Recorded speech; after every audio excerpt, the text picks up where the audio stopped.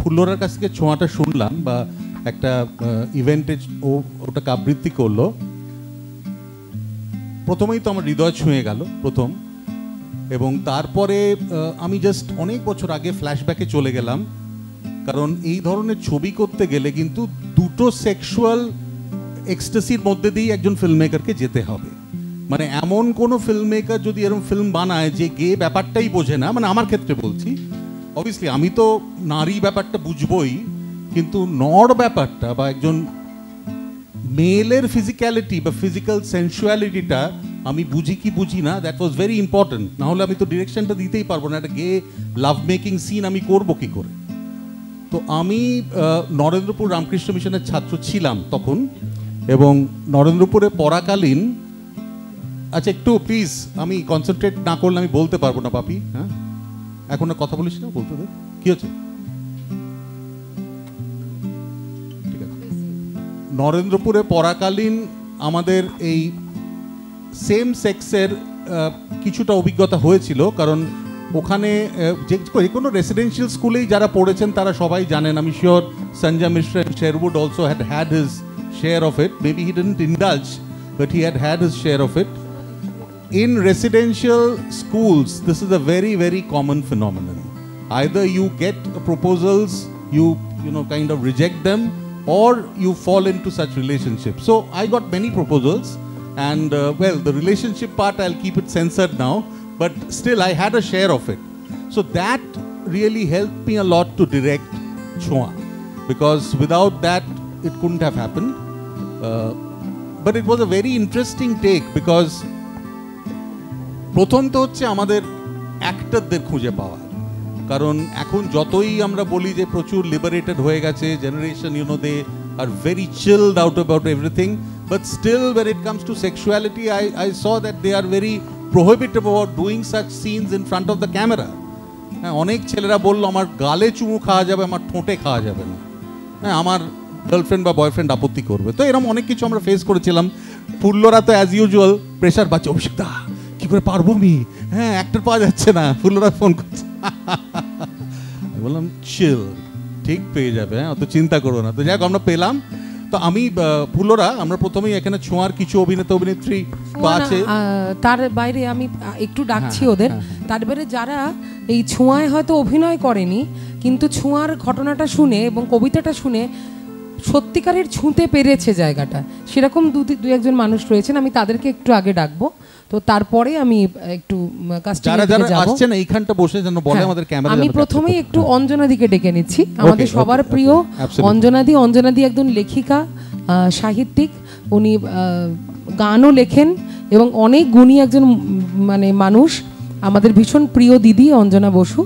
এবং অঞ্জনাদি কিন্তু মানে কি বলবো, মানে আমাদের থেকে অনেকটাই বড়, অনেকটাই সিনিয়র, কিন্তু কোথাও একটা মানে ওনার তো এই জিনিসটা হয়তো ভালো না লাগার ভাগটাই বেশি থাকা উচিত, কিন্তু যেহেতু অঞ্জনাদি একটু শিল্পী মানুষ, অন্যভাবে সব বিষয়টাকে দেখেন, তো সেই জন্যই হয়তো আজকে ছোঁয়ার ডাকে, ছোঁয়ার টানে আমাদের সঙ্গে আজকে এসেছেন।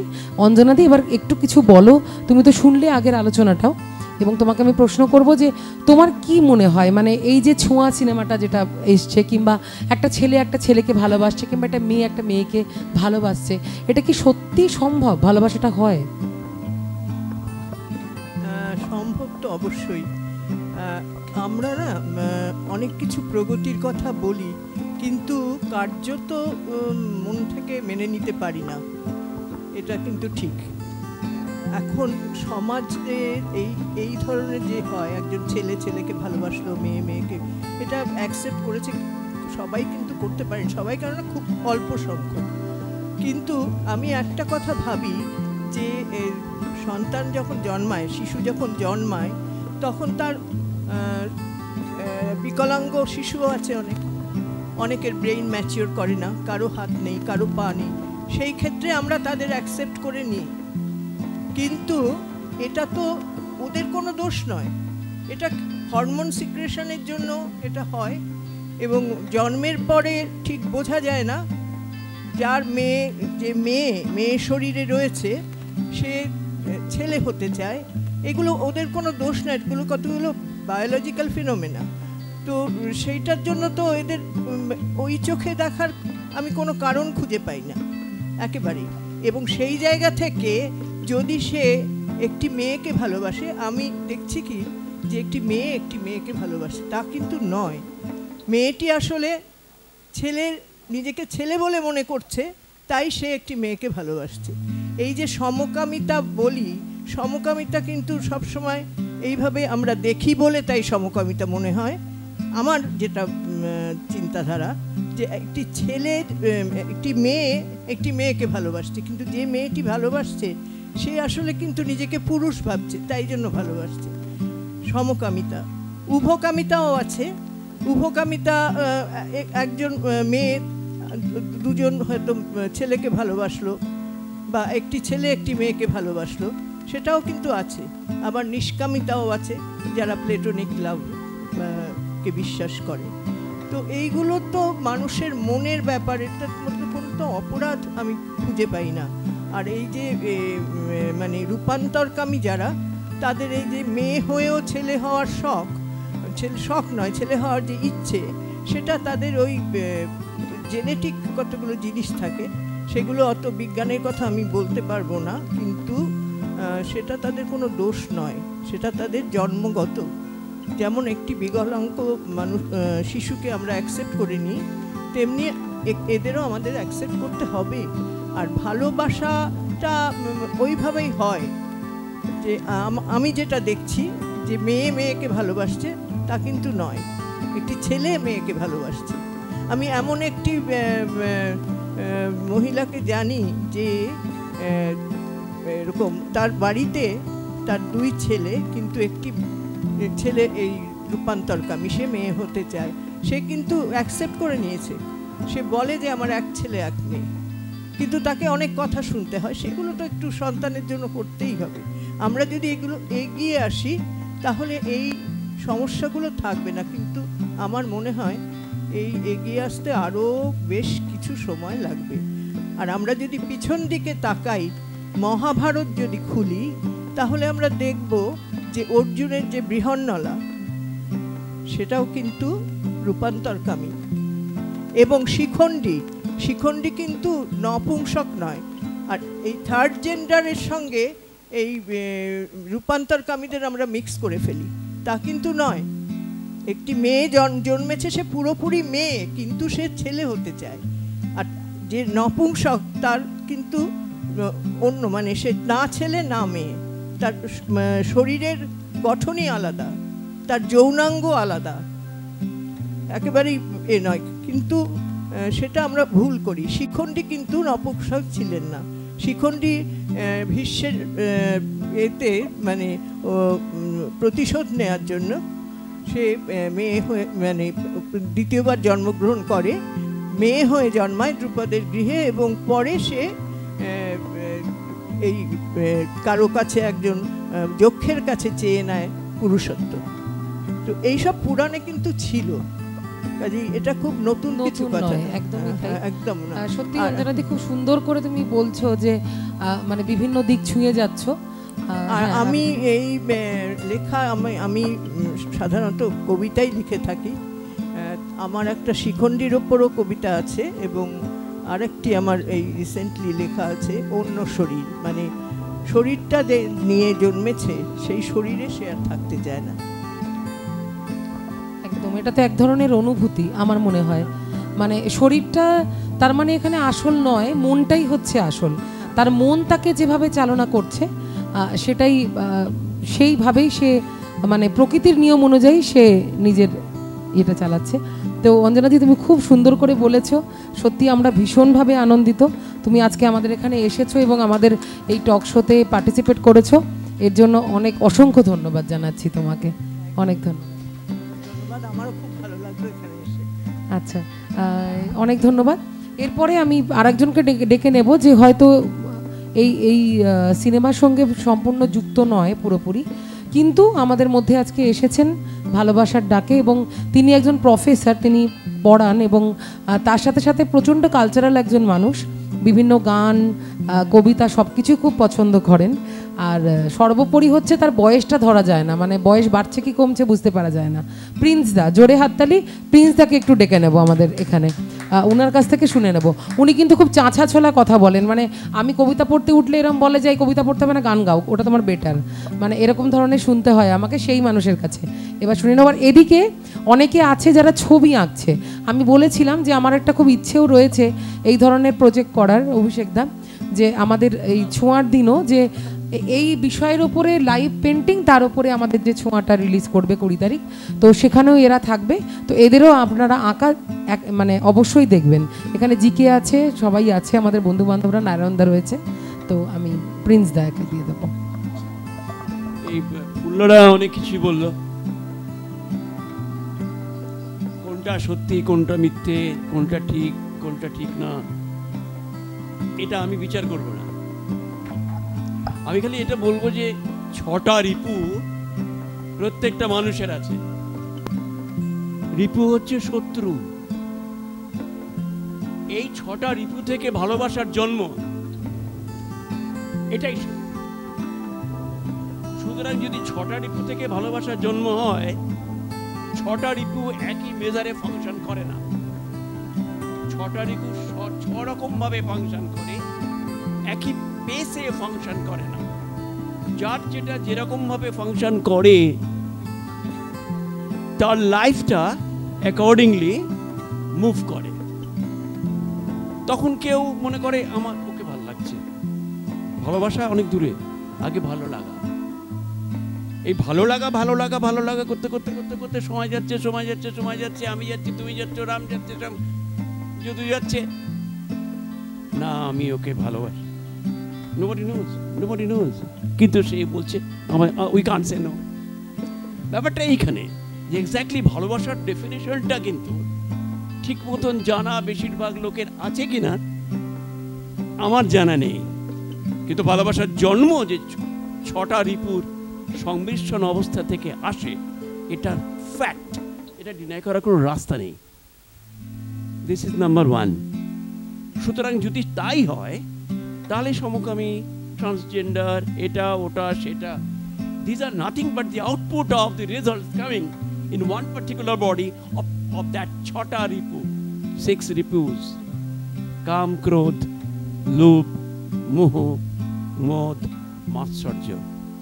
কাম কি সবাই জানে না। কাম মানে কামনা। এই কামটা যদি কামনা কি, আমি কামনা করি জানো তোমার ছেলেটা অসুস্থ যেন ভালো হয়ে যায়, আমি ভগবানের কাছে প্রেয়ার করব যে তোমার ছেলেটা যেন ভালো হয়ে যায়। ও এইটা কি করে হলো ভাই, আমি তো জানতাম না এরকম হতে পারে। ও আচ্ছা, দেখবো তোমার জন্য কি করা যায়। এই কামনাটাও ওই কামের থেকে কামনা। কিন্তু আমরা কি করি, কাম মানে সামথিং যেটাকে আমরা বলি যে অমুক লোককে দেখে পছন্দ হচ্ছে, সেক্স বলে একটা বডিতে ফাংশন আছে, যদিও সেটা ষড়রিপুর একটা রিপু হচ্ছে শত্রু, সে ফাংশন করে, accordingly everything is moving around, এইভাবে আস্তে আস্তে মুভ করে। তাহলে কি দাঁড়াচ্ছে, ওই 6টা রিপুর থেকে কেউ কেউ কোনো একটা পার্টিকুলার সাইডে তার body and the mind is moving accordingly, and the output is coming accordingly also to the society. এবং সেটা হচ্ছে, কেউ বলছে ও সমকামী, কেউ বলছে অমুকামী, কেউ কোনো কামই না। আমার ওয়াইফ একটু আগে একটা কথা বলেছে যে এক্স আর ওয়াই দুটো মেয়ে, দেখতে মেয়ে। এবার যদি তারা এক্স এবং ওয়াই যদি ভালোবাসে, ওয়াই কিন্তু মেয়ে হয়ে জন্মেছে, কিন্তু সে ছেলের পোশাক পরে, চুল কাটে, সে নিজেকে ছেলের পার্সেন্টেজ বেশি মনে করে। এবারে সে একটা মেয়েকে ভালোবাসছে, তার মধ্যে যে ছেলে সত্তাগুণ আছে সেটা ওই মেয়েটাকে ভালোবাসছে। এটা আমার ওয়াইফের একটা লেখা আছে, সেটা আমি এটা বলতে চাইছি না। আমার একটাই বক্তব্য, সেটা হচ্ছে স্বরূপ বাদ দিয়ে তো আপনি আমি নেই। তার যে আউটপুট, সেটা যার যেভাবে লাইফে আসে, বিভিন্ন সময়ে, জীবনের বিভিন্ন সময়ে, 60 বছরে আসছে, 50 বছরে আসছে, 40 বছরে আসছে, 15 বছরে আসছে, ডিফারেন্ট। তো ন্যাচারালি এই ডিফারেন্ট অবস্থাগুলোকে যদি আমরা বুঝতে পারি, তাহলে কোনটা কখন ইনপুট অ্যান্ড আউটপুট ফাংশনটা করছে আমরা বুঝতে পারবো। প্রিন্স দা, এই বিয়ারে কেউ যদি আমাকে হ্যাঁ হ্যাঁ কোয়েশ্চেন মানে আমার একটা অবজারভেশন, আপনি তো প্রিন্স দার আরেকটা পরিচয় হচ্ছে উনি সেন্ট জেভিয়ার্স কলেজে অনেক দিন পড়িয়েছেন, ইনফ্যাক্ট বহু বছর আগে। হ্যাঁ, আমিও যখন সেন্ট জেভিয়ার্সে ছিলাম শুনলাম প্রিন্স দা তখন ছিলেন, so he has been an ancient connection with Saint Xavier's College. আমার একটা প্রশ্ন, যে আপনি তো সেন্ট জেভিয়ার্সে 1990s মানে আমি যখন ছিলাম তখন আপনি পড়িয়েছেন, তো তখনকার এই ধরনের সেক্সুয়ালিটি আপনার ছাত্রছাত্রীদের মধ্যে কি আপনি অবজার্ভ করেছিলেন? পরে আপনি চার্টার্ড ইনস্টিটিউটেও ছিলেন, so as you have journey through life, have you seen this kind of রিপু, মানে যেটা আপনি বলছেন সেটা আরো প্রবল হচ্ছে কি, কি মনে হয়? এক মিনিট, রিপু আমি বলছি না, আমি বলার কি, না আমি বলছি মানে আপনি যেটা শেয়ার করলেন আমাদের সঙ্গে, কারেক্ট কারেক্ট কারেক্ট। তো তখনকার আর এখনকার আমি বলেই, হ্যাঁ একটা বডি 6টা রিপু থাকবেই থাকবে। এই 6টা রিপু কোনখানটায় কোনটা আছে, কি বৃত্তান্ত, মাথায় পায়ে হাতে, nobody knows। তাহলে কোথায় 6টা রিপু মুভ করে? মেন্টাল মাইন্ড সেটের উপর।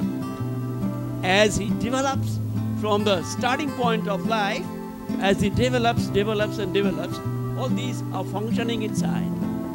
So this is the basic idea. আমি যখন ওখানে পড়াতাম সেন্ট জেভিয়ার্স কলেজের ছেলেমেয়েরা, মেয়ে তখন নাইটে মর্নিংয়ে পড়াতাম, আমি মর্নিংয়ে পড়াতাম, মেয়েরা ছিল না তখন, দিনের বেলায় মেয়েরা ছিল।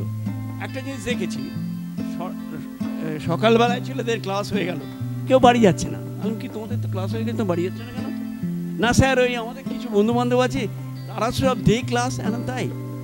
ওকে, তাহলে তারা ওয়েট করছে যে তাদের বন্ধু বান্ধব কোনো বান্ধবী মেবি বা বন্ধু মেবি, তারা ওয়েট করছে যে ওরা যখন ডে ক্লাস করতে আসবে তখন ওদের সঙ্গে বসে চা খাবে।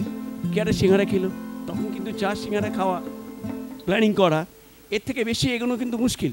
ওই যে বললাম টাইম একটা ফ্যাক্টর, সে অনুযায়ী মুভ করে, সুতরাং তখন ওইটুকু ছিল।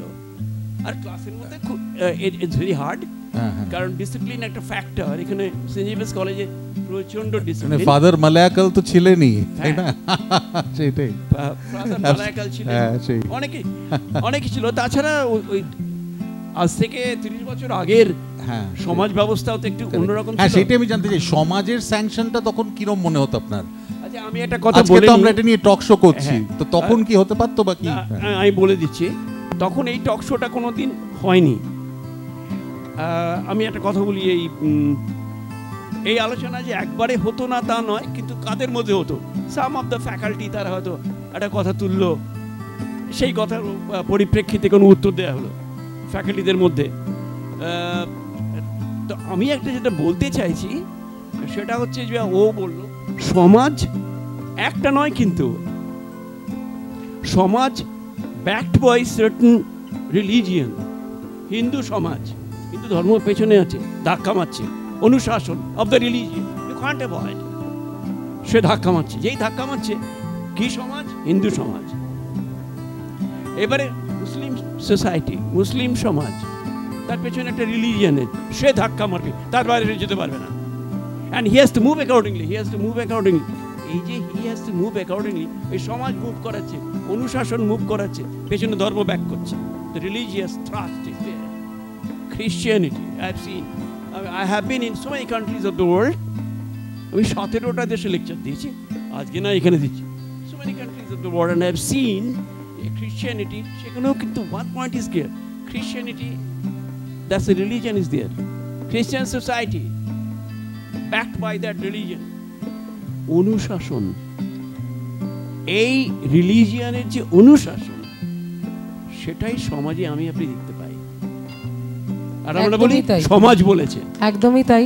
সত্যি আসলে এই আলোচনার না মানে সত্যি কোনো শেষ নেই, মানে মনের ভাবনা থেকে প্রিন্স তো সত্যি খুব ভালো লাগছে। যে কোনো প্রশ্ন করতে পারেন, যদি কোনো প্রশ্ন থাকে অবশ্যই স্পট আনসার দিয়ে পারো। এবং যেটা হচ্ছে যে অনেক ধন্যবাদ তোমাকে যে তুমি আজকে তোমার সময় থেকে দিয়ে ধন্যবাদ দিয়ে দিয়েছে, আর টাইম দেবে না। Thank you very much.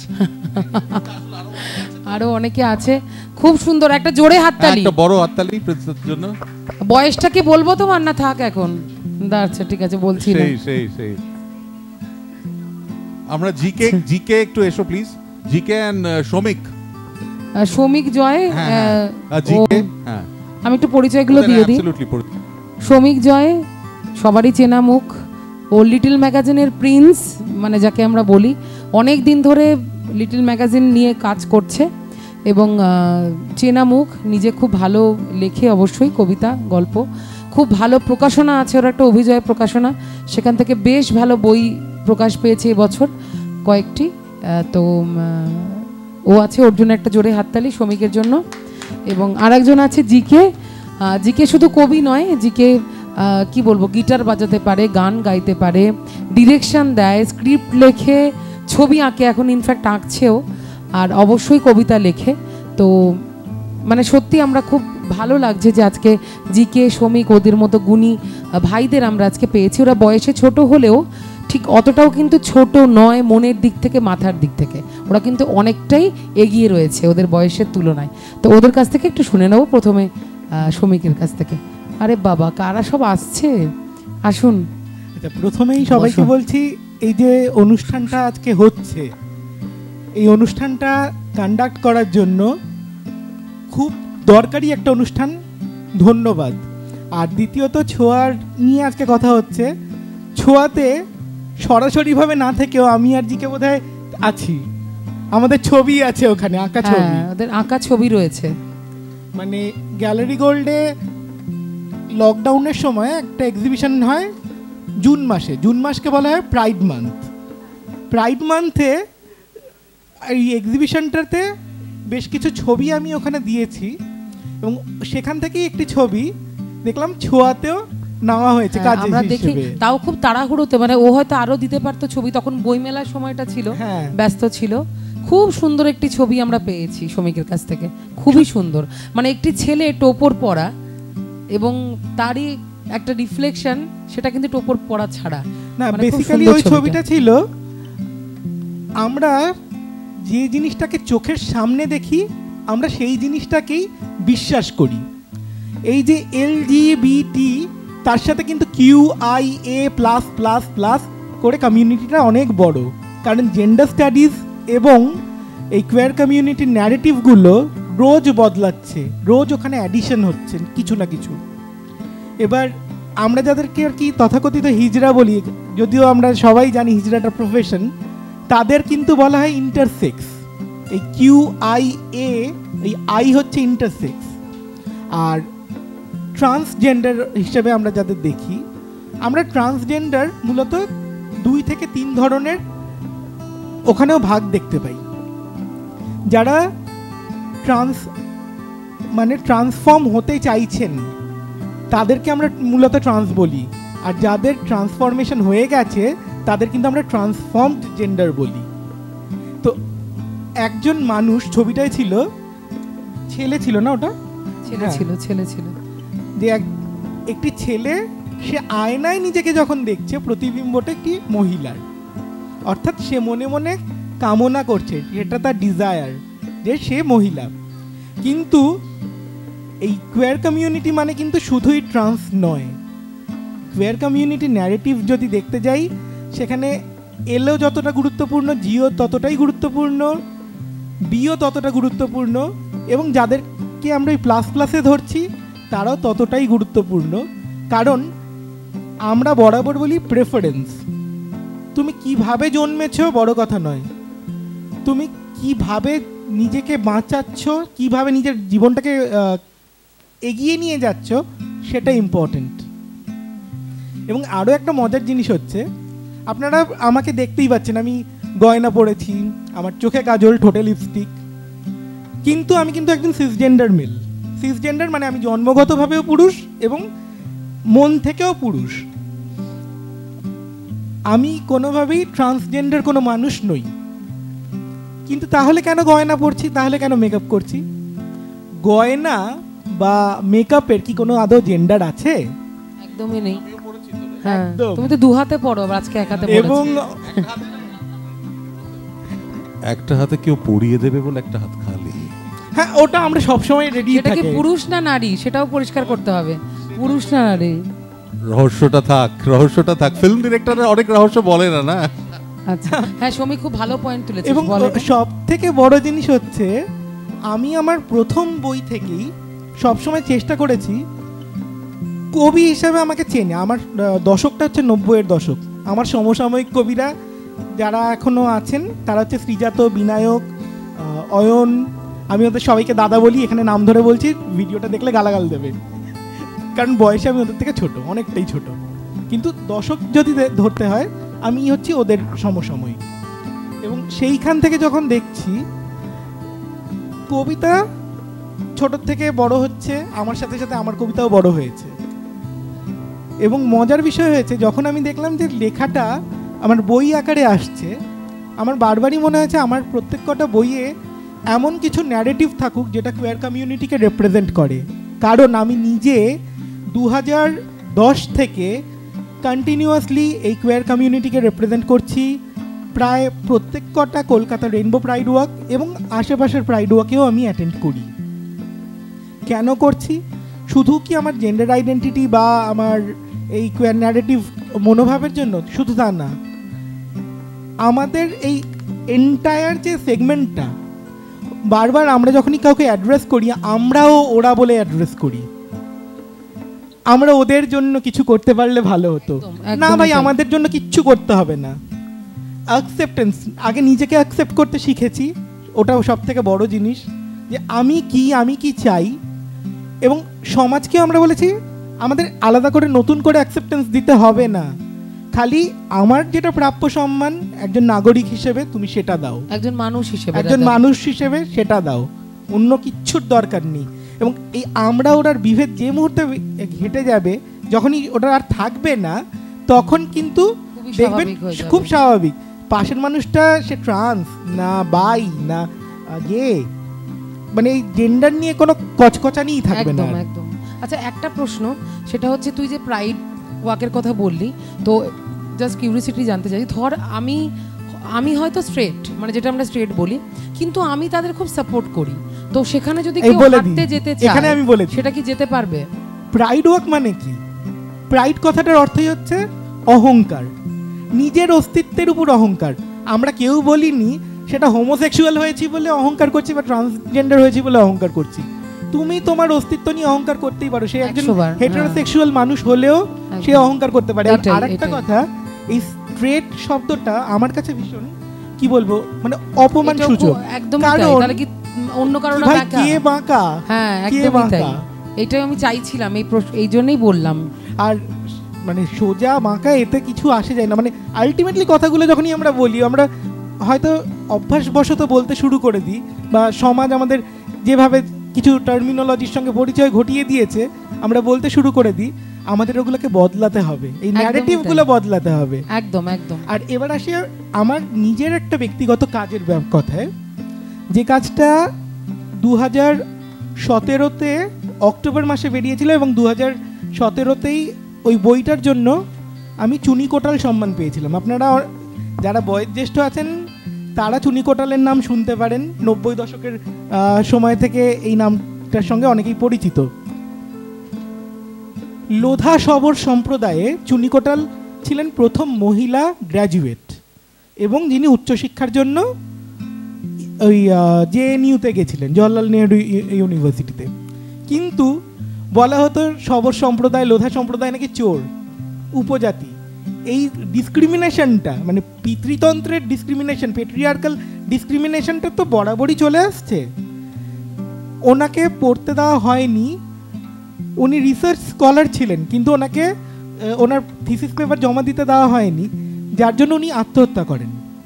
এবং সেই থেকে দেশে একটা বেশ বড়সড় মানে আন্দোলন শুরু হয়ে গেছিল। সেই চুনি কোটালের নামাঙ্কিত যে পুরস্কারটা আমি পেয়েছিলাম আমার একটা কাজের জন্য, পুরাবর্ত বলে, ইন্ডিয়ান মাইথোলজি অ্যান্ড কোয়ার ক্যারেক্টার্স আমি বলি ঠিকই, কিন্তু কোয়ার বললে আমরা শুধুই ভাবি যে তারা সেক্সুয়ালি কোয়ার, অর্থাৎ তাদের চাহিদাগত দিক থেকে তারা কোয়ার। আমরা কিন্তু সবসময় চাহিদাগত দিক থেকে কোয়ার থাকি না। এই যে একটা পিতৃতান্ত্রিক সমাজ, আমাদের পেট্রিয়ার্কাল সমাজ, আমরা ওখানে বারবার অনেক কিছু ইম্পোজ করে দিই, আমরা চাপিয়ে দিই। সেখানে পুরুষরাও কিন্তু সমানভাবেই অপ্রেসড হয়। मर्द को दर्द नहीं होता है, टांगों की भी लात मारो समझो कि दर्द होता है या नहीं, এই ধরনের খুব অশ্লীলভাবে আমরা কথাগুলো বলি, কেন কোনো ছেলেকে মানে সে, আমি বলছি না তাকে হোমোসেক্সুয়াল হতে হবে, তার কষ্ট হতে নেই, তার আবেগ থাকতে নেই, খুব বাজে একটা জায়গা। মহিলাদেরকে তো আমরা বলি কি সেকেন্ড জেন্ডার। কেন ভাই সেকেন্ড জেন্ডার? আমরা কে তোমাদেরকে সেকেন্ড জেন্ডার বলবার, কে ওই অধিকারটা দিয়েছে? ঠিক একইভাবে একটু আগে বললাম না যে এদেরকে অ্যাকসেপ্ট করেন, কে ভাই তোমরা অ্যাকসেপ্ট করতে তোমাদের কে বলেছে? তুমি নিজে অ্যাকসেপ্ট করো যে ভাই আমি একজন মানুষ এবং যে আমার সামনে আছে সে আরেকজন মানুষ, বাস ততটুকুনি, দ্যাটস ইট এনাফ। কারুর থেকে কোনো দয়া দাক্ষিণ্যর প্রয়োজন হয় না। একদমই একদমই সত্যি, মানে খুব সুন্দর করে বলছিস। আর এইটার আরও হয়তো একটা বিস্তারিত আমাদের আলোচনা দরকার, কারণ অনেক পয়েন্ট আছে। শ্রমিককে নিয়ে একটা আলাদা বোধহয় ফিল্ম তো করতেই হবে, তাছাড়া একটা ফুল সারাদিন ব্যাপী আলোচনা। হ্যাঁ, আচ্ছা জিকে এখানে, জিকে কুছ বলো তো মাও। আচ্ছা এক মিনিট, আমি জিকে শুরু করার আগে বলি, আমি প্রাইড ওয়াক নিয়ে বলছিলাম। প্রাইড ওয়াক নিয়ে যে কেউ আসতে পারেন। প্রাইড ওয়াক মোটামুটি আমরা যারা হাঁটি, আমরা কেউ এখন ওটার অর্গানাইজিং টিমের মধ্যে নেই। আমরা পোস্টার দিয়ে দিই, ওরা পোস্টার দিয়ে দিলে আমরাও শেয়ার করি।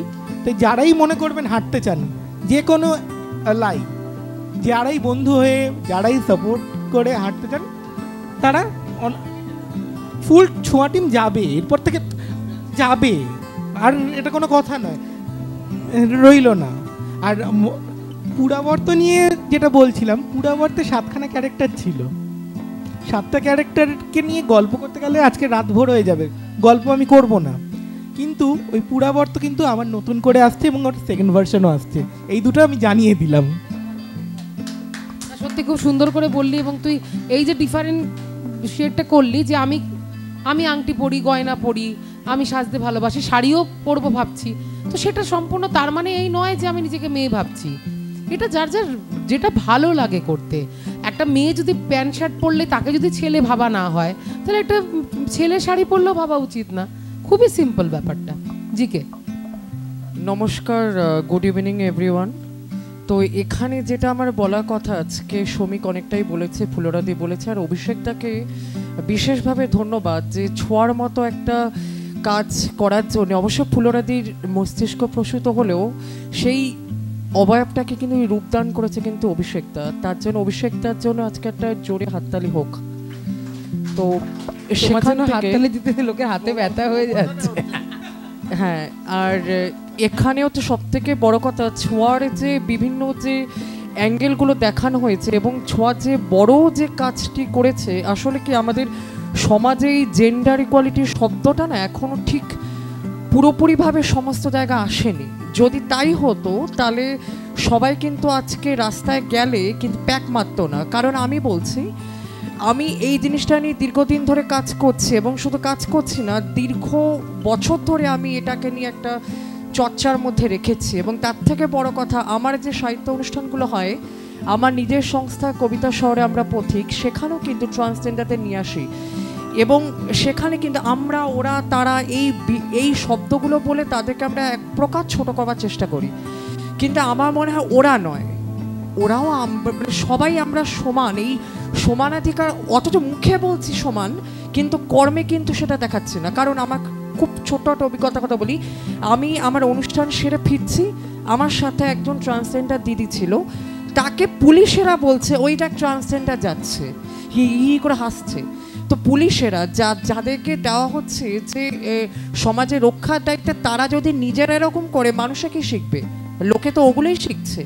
আসলে এখন না ওই কাউকে দেখে শেখার মানুষ এত কম, মানে নিজেরটা তৈরি করা না শেখাই বেটার কারোর থেকে, সেটাই আমার মনে হয়। হ্যাঁ, তো সেই জায়গা থেকে আমার মনে হয় এই পিঠে যে একটা দাগ পড়ে যাওয়া, a transgender, a gay, a bi, a lesbian, এসব মাথাটাকে আউট করে দাও। সবাই আমরা মানুষ। কারণ আমি বিভিন্ন ইউনিভার্সিটিতে বক্তৃতা দিতে যাই, তখন আমার ক্ষেত্রে যে যাদের সামনে বলি, তারা কিন্তু সবাই কিন্তু এই যেটা সো কল্ড আমরা কোট আনকোট যে স্ট্রেট বলি, সেটা থাকে। কিন্তু সেখানে গিয়ে অদ্ভুত অদ্ভুত সমস্ত প্রশ্ন করে, আচ্ছা আপনি এদেরকে নিয়ে কাজ করেন, আপনার কেমন লাগে, ওদের অনুভূতিগুলো কি? তখন আমি একটা কথাই তাদেরকে বলি, আচ্ছা আপনার হাতটা যদি আমি টুকুস করে কেটে দিই তাহলে আপনার কীরকম লাগবে? ঠিক ওদেরও ঠিক সেরকম লাগে। কাজেই এই আরেকজন খুব অট একটা প্রশ্ন করেছিল, এই তৃতীয় লিঙ্গের নিয়ে আজকে কথা হচ্ছিল, খুব মজার একটা, এটাও খুব অট প্রশ্ন এসেছিল। ওখান থেকে এরকমই একটা আলোচনা চলছিল, আমি সেখানে বক্তৃতা দিচ্ছিলাম, সেখানে গিয়ে পিছন থেকে একজন দর্শক বলছিল, আচ্ছা তৃতীয় লিঙ্গ তাই না, আচ্ছা ওদের কি এক্সট্রা থাকে বলুন তো? তো আমি তখন বলি এক্সট্রা, আচ্ছা তাহলে একটা কাজ করুন, আপনি এক্সট্রা করছেন তো আপনার মধ্যে কি এক্সট্রা আছে সেটা আপনি আগে খুঁজে বার করার চেষ্টা করুন, তারপর অন্যের এক্সট্রাটা খুঁজবেন।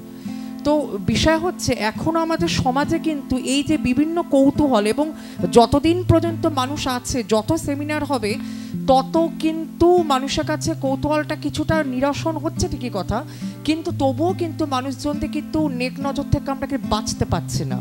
আজকে অভিষেক দা, আজকে ফুলরা দিয়ে অসামান্য একটা কাজ করছে, যার মাধ্যমে আরও আরও আরও আরও বৃহত্তর সমাজের কাছে পৌঁছে যাওয়ার জন্যে।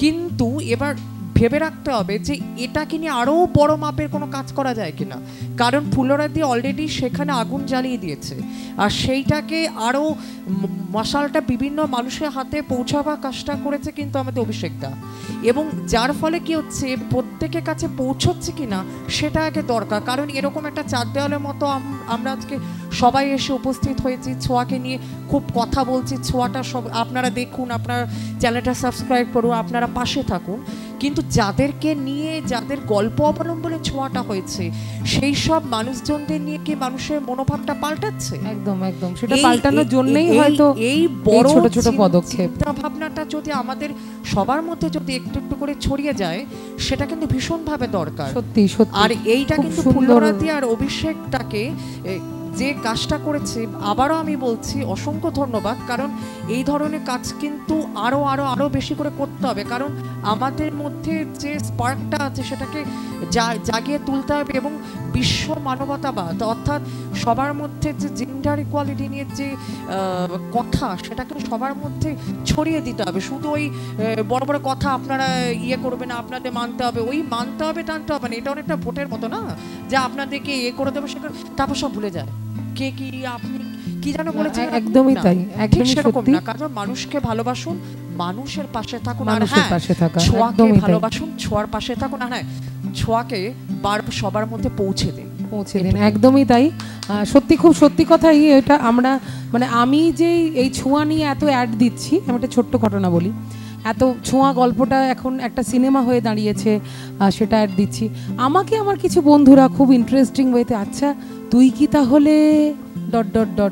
তো মানে আমি কি তাহলে কি, মানে আমি তাহলে কি, আমি একটা জিনিসকে মন দিয়ে ভাবছি মানেই আমি সেটার মধ্যে অবশ্যই ঢুকছি আমার অবচেতন মন দিয়ে, তার মানে আমাকে সেটা দিয়ে যেতে হবে সেটার কোনো মানে নেই। আর যদি যাইও বা মানে সেটা সম্পূর্ণ আমার নিজস্ব ব্যক্তিগত ব্যাপার।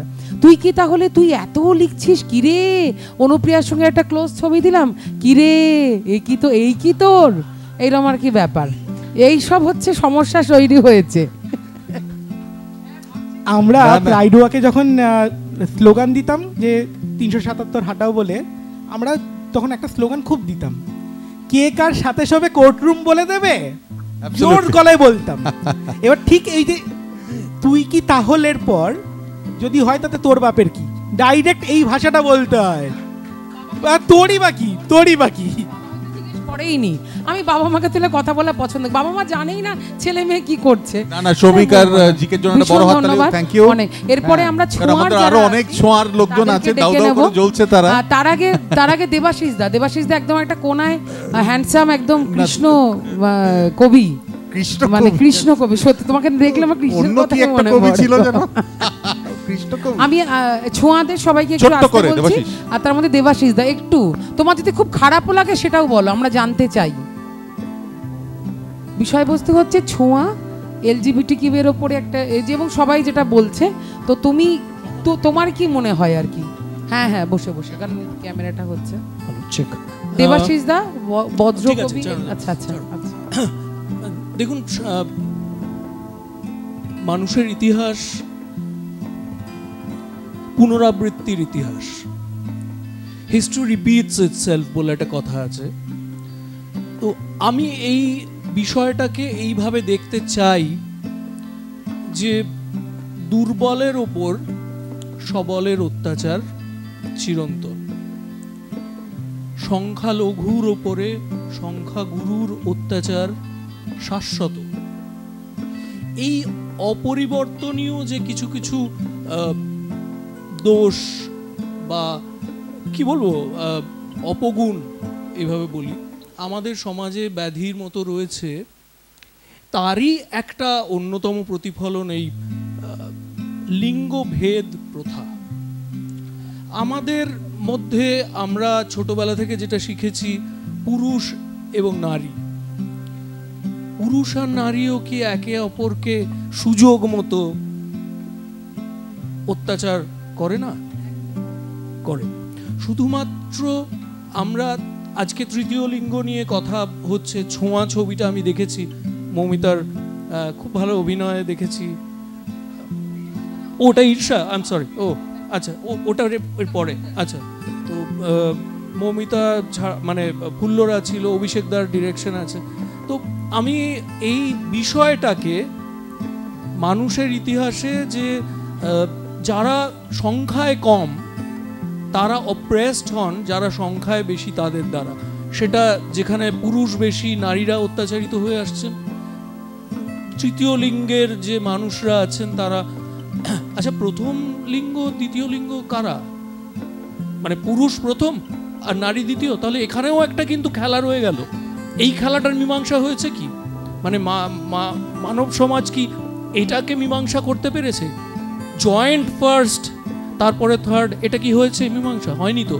তাহলে তৃতীয়, তাহলে দ্বিতীয়কে? নারী বলবে আমি কেন দ্বিতীয় হব, পুরুষ বলবে আমি কেন দ্বিতীয় হব। তাহলে এই যে গোড়ার কিছু কিছু মৌলিক সমস্যা আমাদের গোটা মানব ইতিহাস জুড়ে যুগে যুগে ছড়িয়ে রয়েছে, সেগুলোর একটা নিষ্পত্তি হওয়া দরকার। তবে অনেস্টলি স্পিকিং ফুল্লরা, অভিষেকদা খুব সৎভাবে প্রচেষ্টা করেছে, যুগ যুগ ধরে বহু মানুষ ধরে চেষ্টা করছেন, কিন্তু এই মৌলিক সমস্যাগুলোর কোনো মীমাংসা, হ্যাঁ লড়াই চলবে, লড়াই আছে, লড়াই থাকবে। আমি ব্যক্তিগতভাবে মনে করি না যে কোনোদিন এইগুলোর সমস্যা হবে। মানুষ হয়তো একদিন চলে যাবে, কিন্তু মানুষ যখন চলে যাবে তার সঙ্গে সঙ্গে পিঠের বোঝার মতো এই বোঝাগুলো বই নিয়ে যাবে, এবং হয়তো এই বোঝাগুলো সে পিঠে নিয়েছে বলেই সে একদিন প্রলয়ের দিকে চলে যাবে।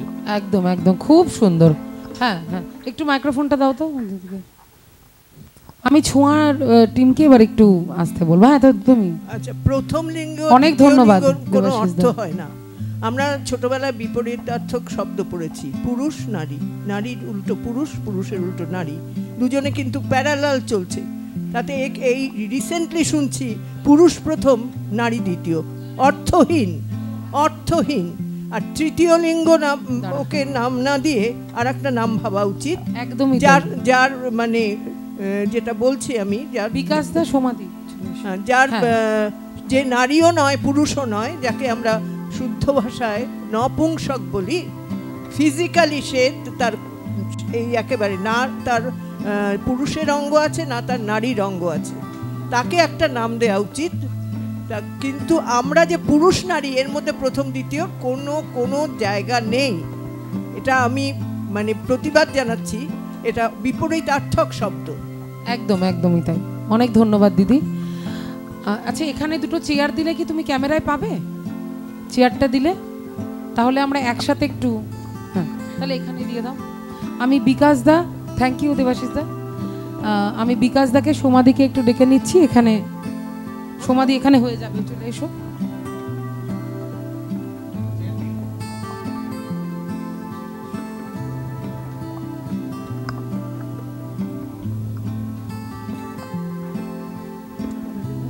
আচ্ছা, মৌমিতাও চলে আয়। আর একটা চেয়ার কি দেওয়া যাবে?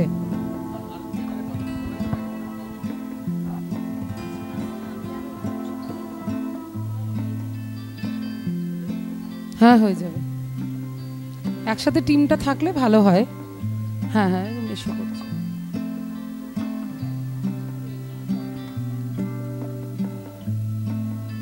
তো আমি সকলকেই পেয়ে গেছি এখানে। অনুপ্রিয়াকে একটু পরে আমি ডাকছি।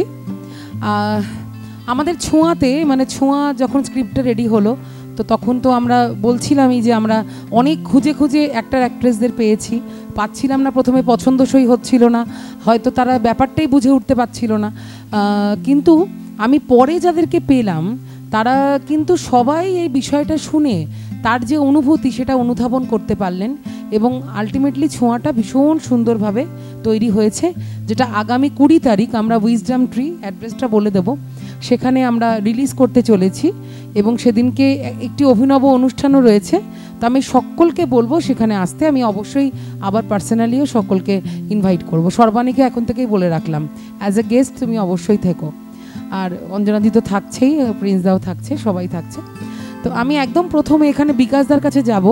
বিকাশদা এখানে মেয়ের বাবার চরিত্র অভিনয় করেছেন, যে হয়তো শুনে খুব অবাক হয়ে যাচ্ছেন যে মানে আমার মেয়ে একটা মেয়েকে ভালোবাসেছি, আমার মানে এর থেকে মরে যাওয়াই ভালো, মানে এরকম একটা ক্যারেক্টার, কিন্তু আলটিমেটলি তারপরে উনি মেনে নিচ্ছেন হয়তো ব্যাপারটা। তো বিকাশদাকে বলবো যে কেমন লেগেছে আপনার এই গল্পটা শুনে, কি মনে হলো, মানে কেন অভিনয় করলেন এইটুকু। একেবারেই সত্যি কথা, জানেন আমি যখন শুনলাম যে আমার মেয়ে, আমার জামাইও একটা মেয়ে, আমি যেন কেমন প্রথমে ভাবলাম যে এটা আবার কীরকম মেয়ে, তা আমার জামাইও মেয়ে, এটা একটা অদ্ভুত ব্যাপার।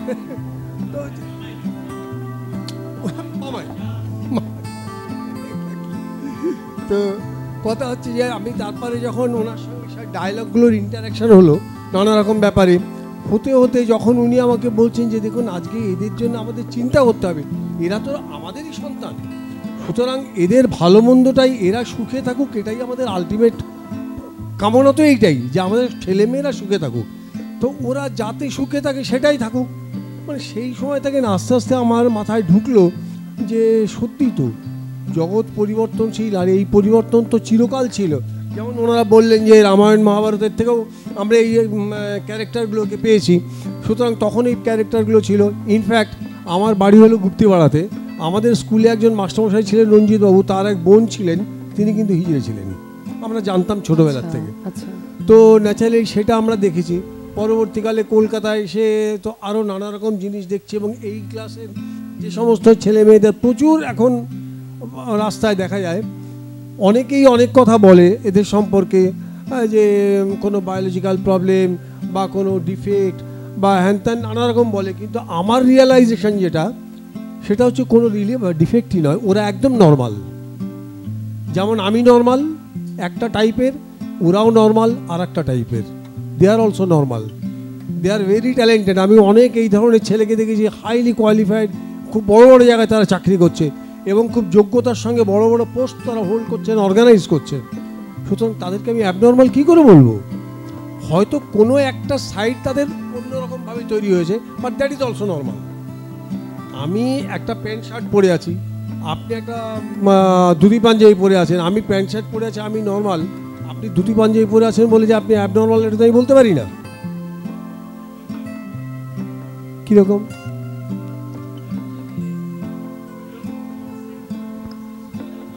হ্যাঁ,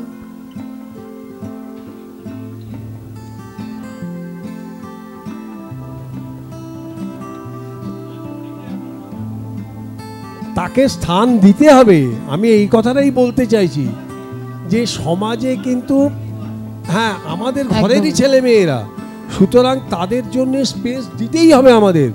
তারা আমাদের না মানে মেনে নিতে হবে ব্যাপারটা, হয়তো যদি দে ডোন্ট বি আইডেন্টিফাইড, তারা নরমাল থাকবে, দে ডোন্ট বি আইডেন্টিফাইড। এই যে সমাজে মানে অস্বাভাবিক ভাবার মতো কিছু নেই ব্যাপারটা, এক্স্যাক্টলি অস্বাভাবিক কিছু নেই। আমাদের চোখটাকে তৈরি করতে হবে। এখন তুমি যদি কালকে শাড়ি পরতে চাও, যদি পরতে তোমার ইচ্ছা হয়েছে ভীষণ, দেখি তো পরে কিরম লাগে, তা আমরা এই বাবা প্রিন্স দা শাড়ি পরেছে মানে এই ব্যাপারটা না, বাহ দারুণ লাগছে তোমাকে দেখতে, তুমি পরের দিন কালো শাড়ি পরো, দ্যাট ইজ দ্য মাইন্ড। এটাই করতে হবে আমাদের, এইটুকুই সিম্পল, এইটুকু, আর কিছু করতে হবে না। এইটাই কথা, যেটাতে যে ভালো থাকে এদেরকে খুব নরমালি অ্যাকসেপ্ট করতে হবে, because there is nothing abnormal in them. অনেক অনেক অনেক ধন্যবাদ, অনেক ধন্যবাদ। ঠিক আছে, খুব সুন্দর বলেছে এবং তুমি অভিনয় করেছো তার জন্য অনেক ধন্যবাদ। আমি এরপরে পৌলমী এখানে সকলে, হ্যাঁ সমাধি সেরকম ছেলের মা হয়েছে, এবং একই ব্যাপার যে আমার বৌমা হবে একটি ছেলে, এই নিয়ে একদম কান্নায় ভেঙে পড়েছে।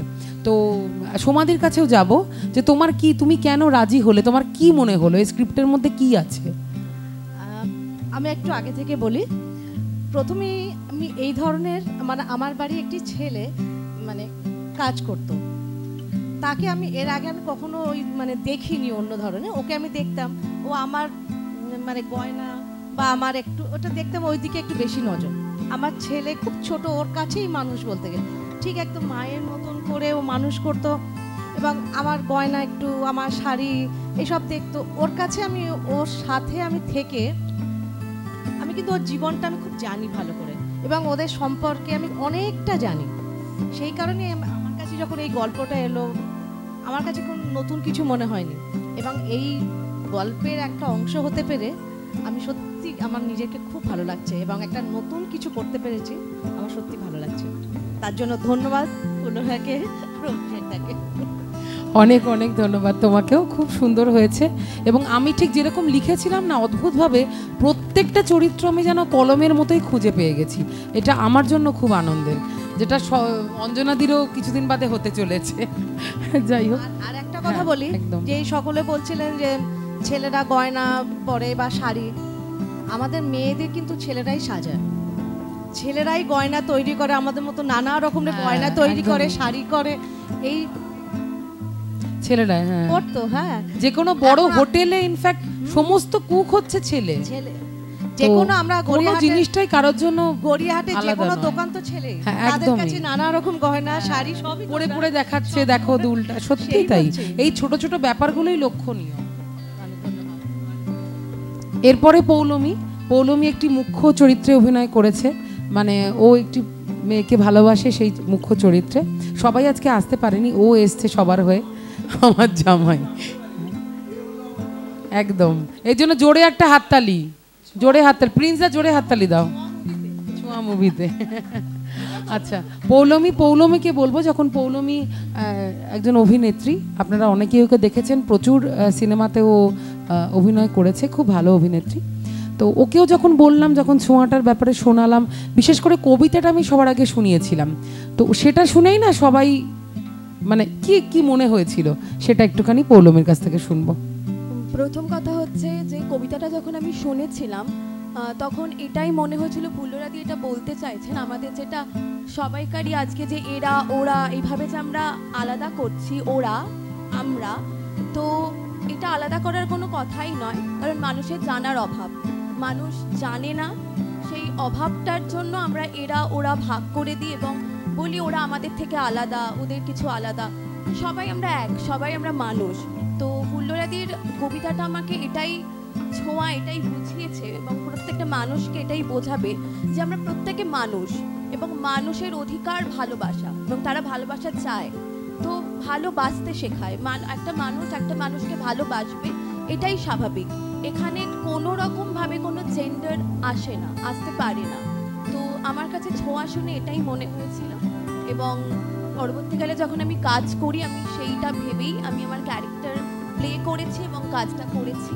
এবং আরও মানে ভালো লাগার বিষয় হচ্ছে, আমি যে জেনারেশনে এখন আছি, তারা কিন্তু এই বিষয়টা নিয়ে অনেকটাই জানে এবং অভ্যস্ত সমস্ত বিষয়। যেমন বিকাশদার সাথে আমার মনে পড়ে, আমাদের শুটিংয়ের দিন একটা অদ্ভুতভাবে তর্কাতর্কি শুরু হয়।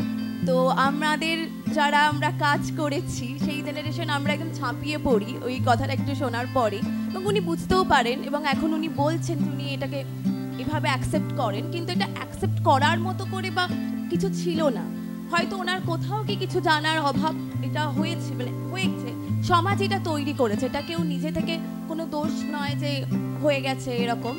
তো মানে ছোঁয়া করে আমারও এটাই মনে হয়েছে, এটাই বার্তা দিচ্ছে মানুষকে, এবং আমারও ব্যক্তিগতভাবে আমি এটাকে ছোটবেলা থেকে, আমার কাছে এটা কোনো আলাদা কিছু নয়, ছোটবেলা থেকে যখন নাচ করি, নাচ শিখি, আমার বন্ধু বান্ধব সবাই তারা ছিল, আমার এখনও আছে, এবং আমি এখনও একটা কোর টিম, আমার গ্রুপ, সেখানে আমি হাসতে হাসতে বলতে পারি যে আমার গে বন্ধু বা যারা বাই, তারাও আমার বন্ধুই। আমরা মানুষ বন্ধু হয়, একসাথে মিশি, একসাথে খাই, একসাথে ঘুরি, তাদের বয়ফ্রেন্ডের সাথে আমরা গল্প করি, আমার বয়ফ্রেন্ডের সাথে তারা গল্প করে, মানে এটা খুব নর্মাল।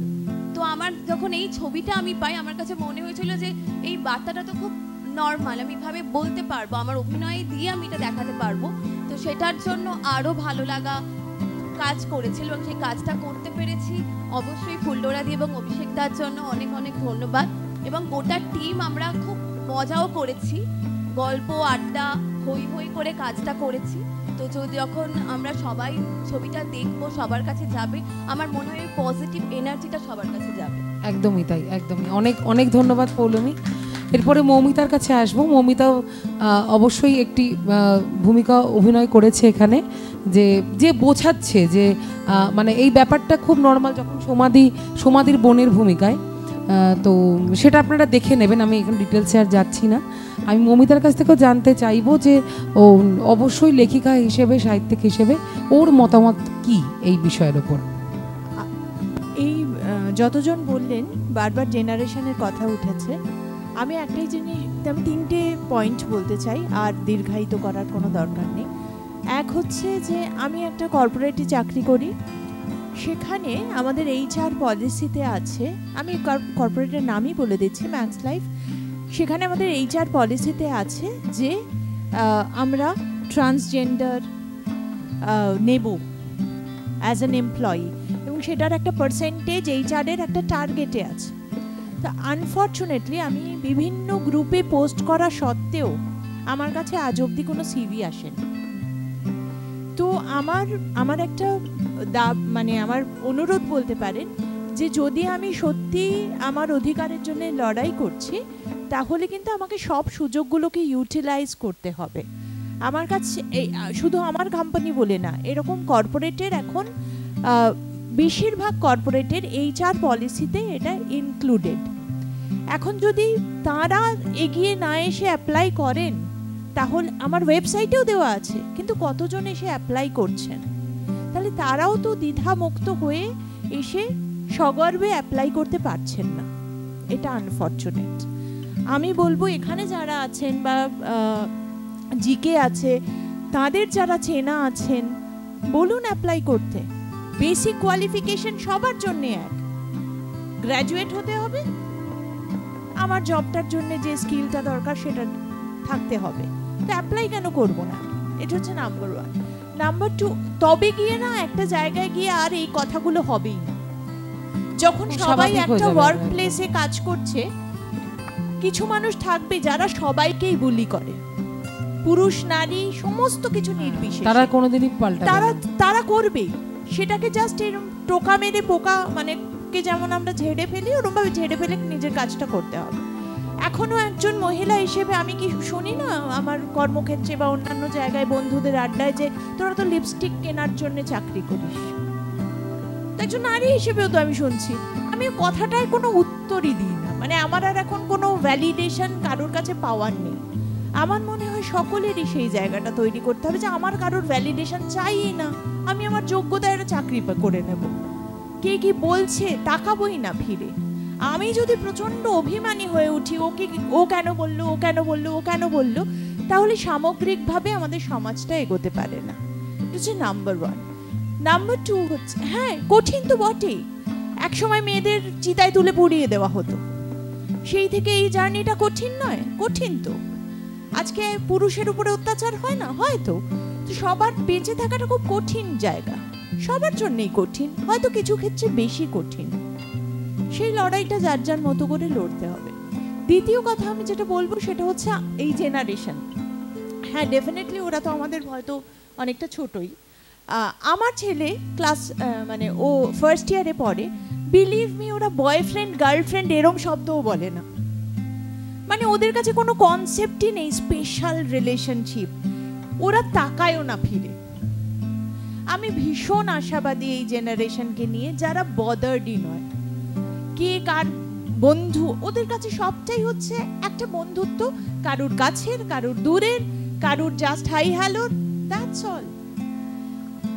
তো সেই জায়গাটা ওরা অ্যাচিভ করতে পেরেছে, আমরা অ্যাচিভ করতে পারিনি বলে আমরা এখনো সমস্যা ক্রিয়েট করছি।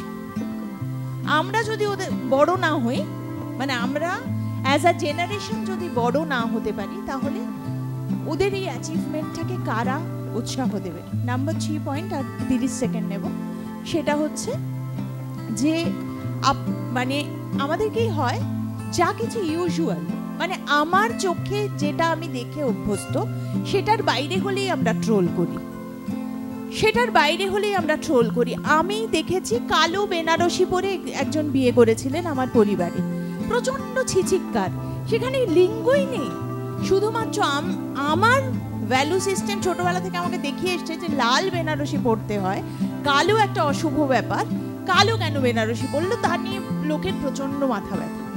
এরকম আমার চোখে আমি যেটাতে অভ্যস্ত সেটার বাইরে কিছু দেখলেই আমার মনে হয় ভয়ঙ্কর একটা গোলমাল ঘটে গেছে, আমার মতো নয়। এবারে এই জায়গাটাই বৃহত্তর অর্থে আমাদের সকলকে বুঝতে হবে, আমার মতো জগতের সকলে হবে না।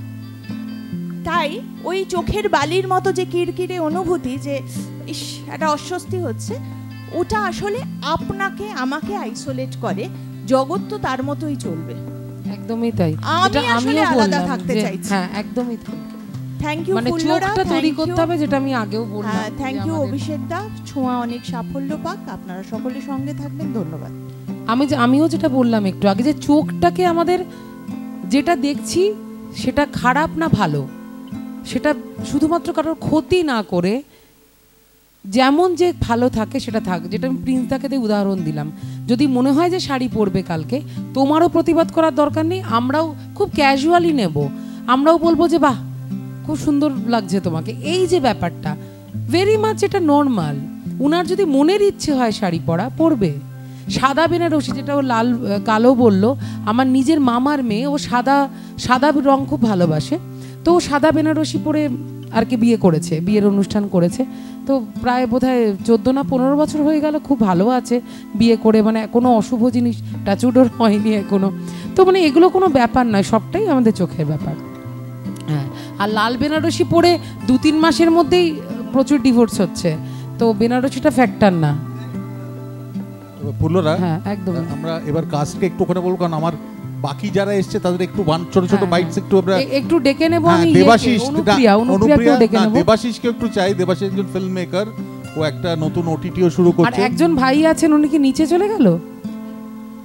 হ্যাঁ, ওকে একটু ডাক, ও একটা কবিতা আমাদের শোনাবে। দেবাশিস খুব এক্সপেরিমেন্টালও কাজ করে। আর রঞ্জনাকে একটু চাই আমি। হ্যাঁ, ওদের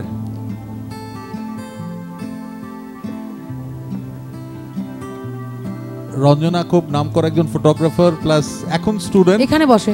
হ্যাঁ, আর শান্তনু বা অনুপম, কেউ তোমাদের জেনারেশনের হয়ে কথা বলতে চাও? যে কোনো একজন চলে আসতে পারো। ছোট্ট করে বলতে হবে তোমাদের জেনারেশন কি ভাবছে, ঠিক আছে? তোমরা তো এখনকার জেনারেশন, তাড়াতাড়ি, আর সময় নেই, খুব ফাস্ট আসতে হবে। দেবাশিস, তুমি তো একজন ফিল্ম মেকার, তোমার নতুন ওটিটি অলরেডি লঞ্চড হয়ে গেছে। খুব ছোট্ট করে ছোঁয়া, আমরা LGBTQ, তাদের রাইটস, সমকামী যারা, তাদের স্বপ্ন এবং যাদের স্বপ্ন সফল হয়, বা রিলেশনশিপসগুলো আমরা সামাজিক স্বীকৃতি দিতে পারি, সেইগুলো নিয়ে কথা বলার চেষ্টা করেছি। তো তুমি অ্যাজ এ ফিল্ম মেকার, তুমি কিভাবে আইডেন্টিফাই করো এই টপিক, খুব ছোট্ট করে? হ্যালো, সবার আগে সবাইকে ধন্যবাদ জানাই। আর আজকে আমি এখানে এসেছি মানে just as a surprise visit হিসেবে। তো অভিষেকদা আমাকে কালি বলেছিল, মানে কি ব্যাপারে এখানে অ্যাকচুয়ালি আলোচনা হবে সেটা আমি অ্যাকচুয়ালি জানতাম না। তো এই আজকে যেই ব্যাপারটা যেই সাবজেক্টটা নিয়ে আলোচনা হচ্ছে এখানে, তো এই সাবজেক্টটা নিয়ে আমি বেসিক্যালি সত্যি কথা বলতে আমি কোনোদিন ভাবিনি। তো খুবই সীমিত জ্ঞান, সেরকম কিছু আর কি এক্সপেরিমেন্ট করিনি এটা নিয়ে। তবে LGBTQ নিয়ে যেটা বলা হচ্ছে যে সামাজিক স্বীকৃতি যেটা দেওয়া, সেটা আমি সম্পূর্ণ সহমত, এটা দেওয়া উচিত। একটা ছোট্ট এক্সাম্পল দিয়ে আমি বলছি, আমিও এটাকে সাপোর্ট করি। এক্সাম্পলটা হচ্ছে, আমি যেহেতু একজন ফিল্ম মেকার, খুবই সামান্য ছোট মাপের ফিল্ম মেকার, তো আমার কাছে অনেক দিন আগে একটি মেয়ে এসেছিল। আর সে মেয়েটি অভিনয় করে, এবং আমার সাথে অ্যাসিস্ট্যান্ট ডাইরেক্টর হিসেবে কাজ করতো সে। তো বেসিক্যালি অনেক দিন ধরে কাজ করতে করতে মোটামুটি একটা ওর সাথে আমার একটা আন্ডারস্ট্যান্ডিং হয়ে গেছিলো খুব কাজের ব্যাপারে। তো ধীরে ধীরে বলতে নেই, জাস্ট মানে আমি জাস্ট বলছি, মানে I started liking her. So at the very moment, যেই মুহূর্তে আমি মেয়েটাকে জাস্ট প্রপোজ করতে যাব, সেই দিন দেখি মানে ওর একটা আরেকটা বান্ধবী, সে পুরো ছেলেদের মতন ড্রেস করে আর প্যান্ট শার্ট পরে এসে ওর সাথে প্রচণ্ড রকমভাবে খুব মানে ভালো আর কি, খুব ভালো বন্ধু আর কি ওরা দুজন। তো আমি তো সেই মুহূর্তে আমার মনে একটা কনসেপ্ট তৈরি হয়ে গেল যে মেয়েটা হয়তো লেসবিয়ান। তো আমি ওকে ডাইরেক্টলি তাকে কোশ্চেন করেছিলাম যে তুমি কি মানে তোমার ওরিয়েন্টেশন, মানে আমি জাস্ট ওয়ার্ডটা ইউজ করছি, ওরিয়েন্টেশন বলা উচিত নয়।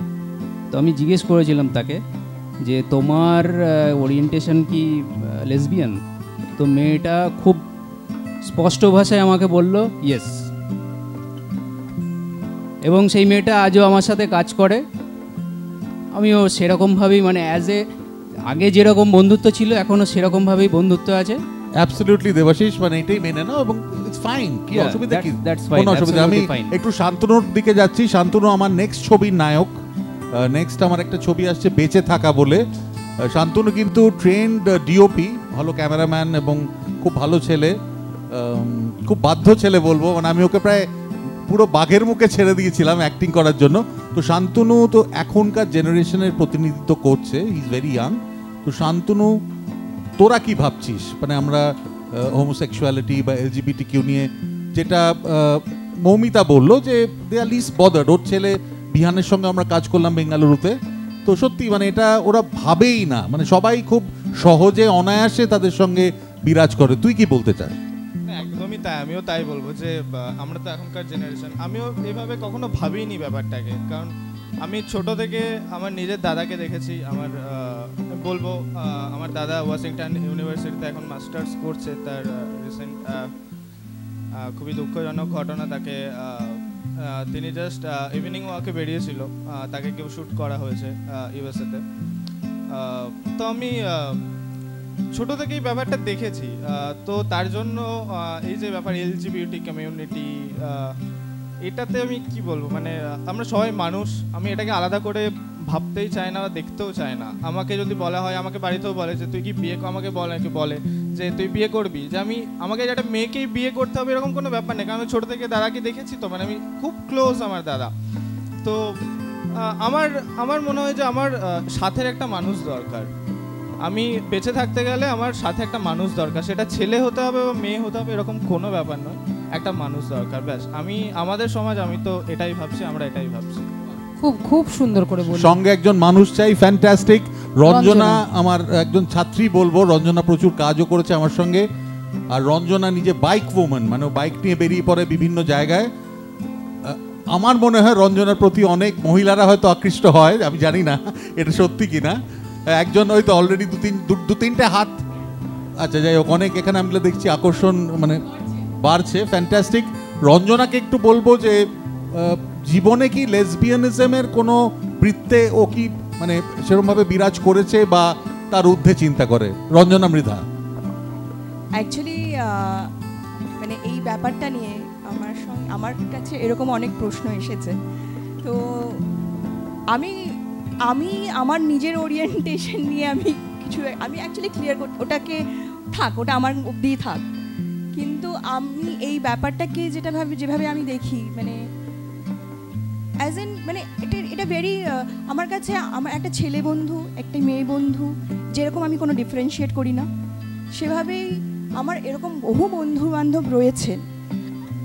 মানে জেন্ডার স্পেসিফিক নয় বন্ধুত্বটা, ঠিক আছে? আমি সেইভাবেই পুরো ব্যাপারটাকে দেখি। আর আমার মনে হয় আজকের দিনে এই পুরো জিনিসটা অনেক ডাইলিউট হয়ে গেছে।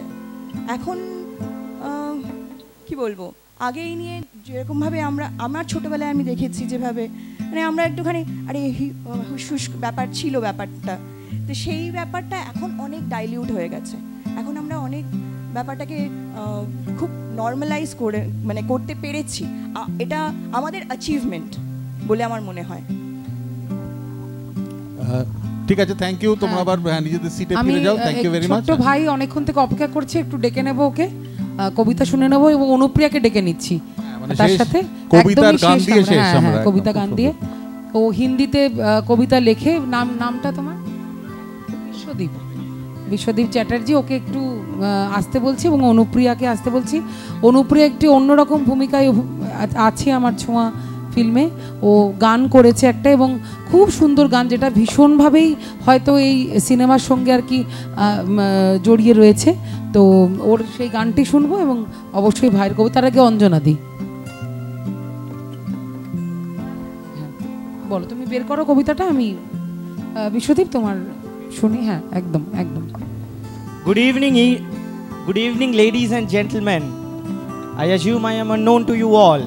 So hi, my name is Vishwadeep Chatterjee, and I heard an immense conversation on the topic of caste, sex, gender for quite a long time.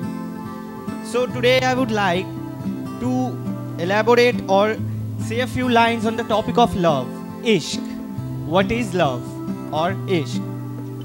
So गौर फरमाइएगा, इश्क चीज क्या है वो हम ना बता पाए, अजीब सा एक जुनून जो दिल को छू जाए।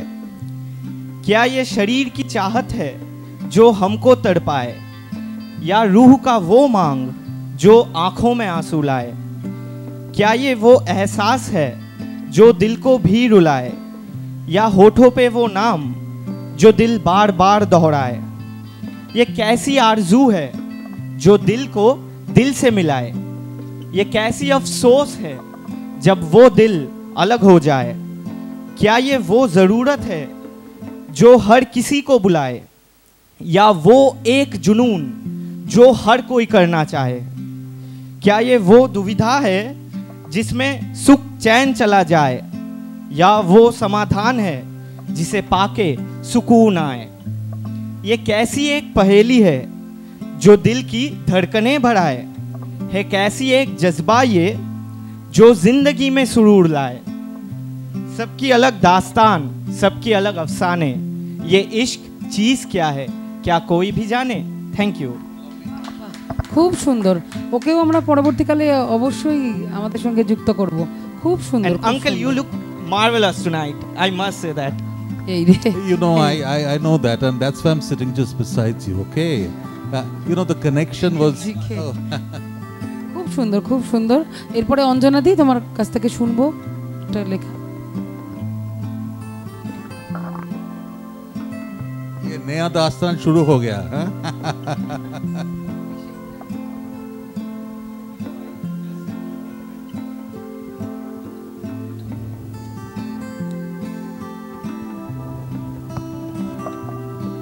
জিকের ভান্ডারে কিন্তু খুব গুণী গুণী মানুষজন আছে, এটা কিন্তু মানতেই হবে।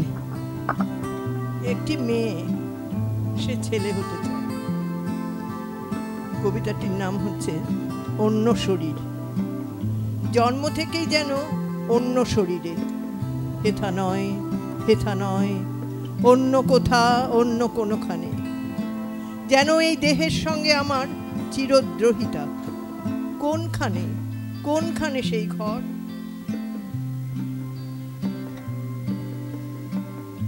উত্তর মেলে না, উত্তর মেলে না কোনো। কৈশোর ঘা মারছে শৈশবের দরজায়, শরীরে কিশোরী চিহ্ন বড় বোঝা মনে হয়।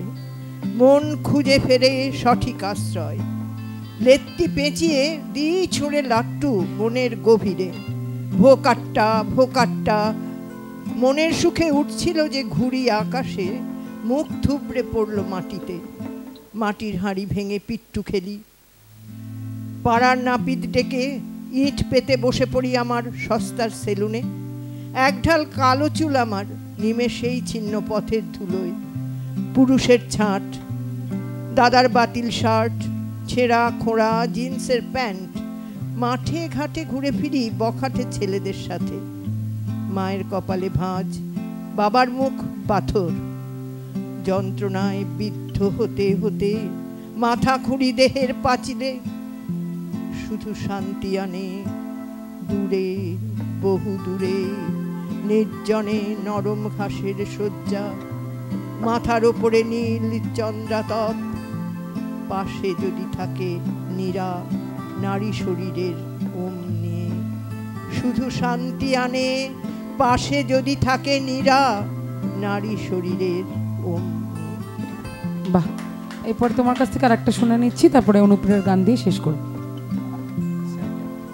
Okay, so on a special request I have this small one with me. ये नया वाला है जो मैंने हाल ही में लिखा है, एक गौर फरमाइएगा। सोचता था Vishwadeep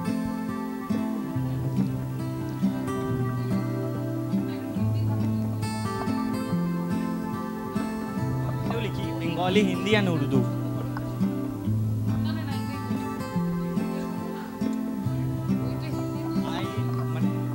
I have more strength in Hindi, that's why I prefer. I also write in Bengali, but that's few.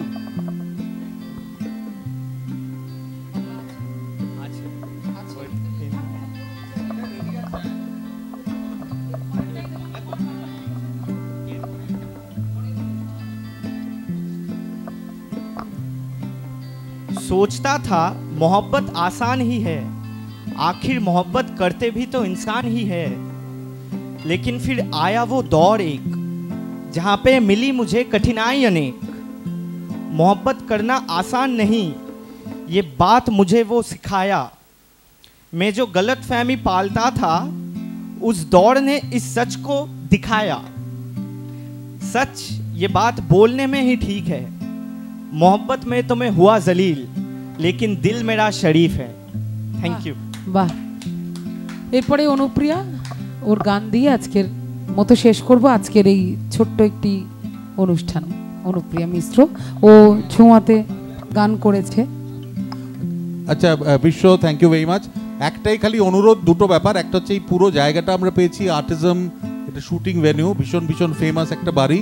আপনারা অনেকেই প্রথমবার আসছেন, এখানে প্রচুর শুটিং হয়, প্রচুর ইভেন্টস হয়। আর আজকেই একটা ইভেন্ট হচ্ছে, বেরোনোর সময় অবশ্যই ইভেন্টে একটু সময় কাটিয়ে গেলে আমরা সবাই খুব খুশি হব।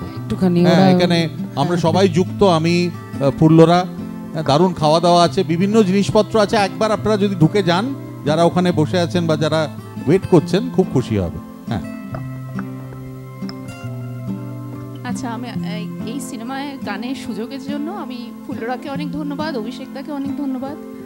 আমাকে হঠাৎ করেই বলা হয়েছিল এবং আমি জানি না কীরকম গেছি, আমি আজকে চেষ্টা করছি। আর এই বিষয়ে মানে ছোঁয়া সিনেমার বিষয়ে আমি একটাই কথা বলবো, ভালোবাসার বড্ড অভাব।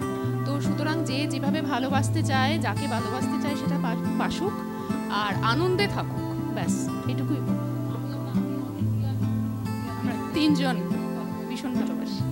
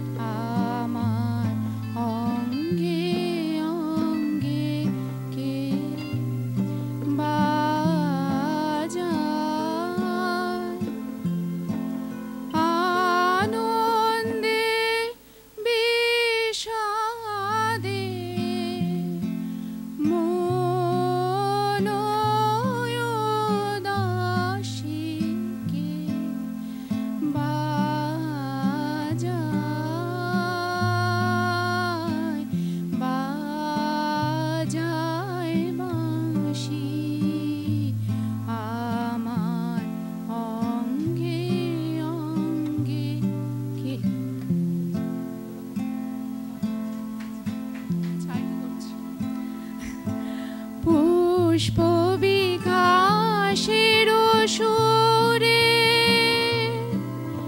দেহ মন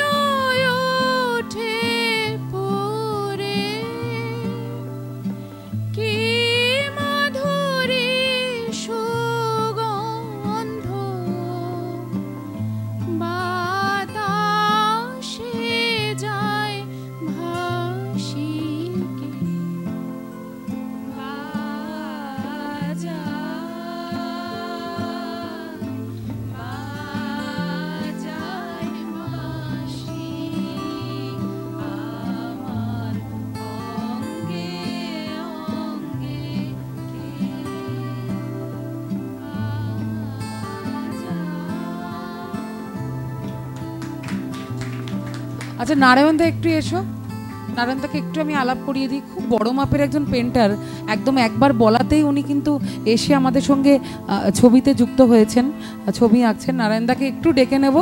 আর ছবিটা তুমি একটু সবাইকে প্লিজ দেখাও, একটু ক্যামেরাতে দেখাও ছবিটা। আগের দিনও আমি দেখিয়েছি নারায়ণদার ছবি, লাইভ পেন্টিং। এইটুকু সময়ের মধ্যে এরকম একটা ছবি সত্যিই খুব মানে দারুণ লাগছে দেখে। নারায়ণদা খুব বড় মাপের পেন্টার এবং উনি একদম একদম ওনার নিজের গ্যালারিও রয়েছে, এটা আমরা দেখতে যাব খুব সম্প্রতি, অনেকগুলো রয়েছে, দেখতে যাব আমরা অবশ্যই। নারায়ণদা তোমাকে অনেক ধন্যবাদ, তুমি আমাদের সঙ্গে থেকো।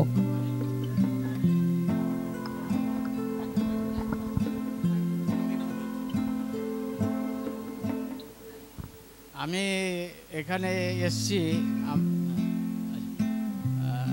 এখানে এসছি আমাকে গৌরব আমার খুব স্নেহের, আমার ও বিভিন্ন গুণী শিল্পী, ওকে আমি চিত্রশিল্পী বলি না, ওকে আমি শিল্পী বলি। কারণ হলো ও যেরকমভাবে কবিতা বলে, কবিতা লেখে, গান গায়। আমার বাড়িতে বহুবার, আমার স্টুডিওতে বহুবারও গেছে। আমার যখন আমি ছবি আঁকি, আমার ছবি যেখানে আঁকি সেখানে ও গিয়ে বসে থেকে গল্প করে। আর আমি ফুল্লরাদির সাথে আমার এই শব্দ আমার আলাপ হয়েছে, আমি দেখেছি আমি বিভিন্ন প্রোগ্রাম কর্মসূচিতে এবং টিভিতেও আমি ওনার দেখেছি। যাই হোক, আমার সাথে যে আলাপ হলো একটা এরকমই একটা আবৃত্তির একটা যে অনুষ্ঠান, সেখানে গৌরব তার সঞ্চালনা করেছিল, অপূর্ব সঞ্চালনা। ফুল্লরাদির সাথে আমি যেন একাত্ম হয়ে গেলাম, একসাথে আমরা ছবি তুললাম, একসাথে আমরা খাওয়া দাওয়া করলাম, গল্প করলাম, মানে আমি মন ভরে গেছে। আর এইরকম একটা প্রতিষ্ঠান, আজকে যে সব আলোচনাগুলি আমি মন দিয়ে, আমার ছবি আঁকার সাথে সাথে আমি মন দিয়ে শুনলাম, আমি নিজে গর্বিত যে এইরকম একটা প্রতিষ্ঠানের সাথে আজকে আমি এখানে এসে আমি উপস্থিত হয়েছি, আমি ছবি আঁকলাম। আমি আগামী দিনে ফুল্লরাদি আমাকে যেখানে ডাকবে আমি নিশ্চয়ই, এবং আপনারা এই ধরনের অনুষ্ঠান যখন করবেন আমাকে আপনারা সঙ্গে পাবেন। হ্যাঁ, আমি নারায়ণ দাস, আমি কথা দিয়ে যাচ্ছি আপনাদের। ধন্যবাদ। ওদেরকেও বলবো একটু ছবিগুলো নিয়ে আসতে, একটু সামনে আসতে বলবো। দারুণ। মৌসুমি, হ্যাঁ হ্যাঁ, শ্রেয়সী আয়, জিকে কে ডাকবো একটু ক্যামেরার সামনে ছবিগুলো নিয়ে, জিকে কে ডাকবো।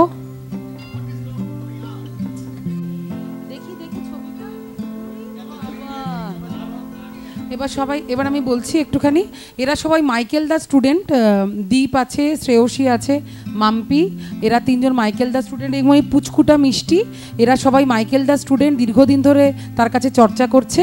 তো ওরা আজকে এসে আমাদের এখানে ছবি এঁকেছে এবং আশা করি সবাই খুব এনজয় করেছে সবাই। এবং জিকে রয়েছে, নারায়ণদা রয়েছে, সবার ছবিগুলোই আমি একটু দেখাতে বলবো। এবং পরবর্তীকালে আমরা ছবির সাথে লাইভ আর্টের সাথে সমস্ত কিছু গান, কবিতা, ফ্যাশন শো, সব কিছু ওয়ার্ক, সব কিছু নিয়ে আমরা 20 তারিখে কিন্তু একটা ভীষণ ভালো প্ল্যান করছি। সবাই সঙ্গে থাকবেন আমাদের, সবাই একদম। অনেক অনেক ধন্যবাদ সবাইকে।